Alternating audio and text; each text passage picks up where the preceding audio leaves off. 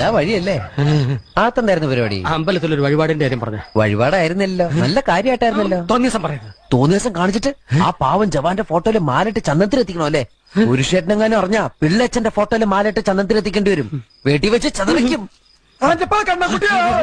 നാട്ടുകാരെ വിളിച്ചു കൂട്ടിട്ട് മോൻ എന്ത് കിട്ടും? എനിക്കൊന്നും കിട്ടില്ല, പിള്ളേച്ചന് കിട്ടും. നല്ല അസല് പുതുക്ക്, വലിയ നിലവിലുള്ള ആളല്ലേ, എല്ലാരും ഒന്ന് അറിയട്ടെ എന്ന്. നീ എന്റെ മാനം കളയരുത്. നിനക്ക് എന്ത് വേണേലും ഞാൻ തരാം. എന്ത് തരും? എന്ത് വേണം?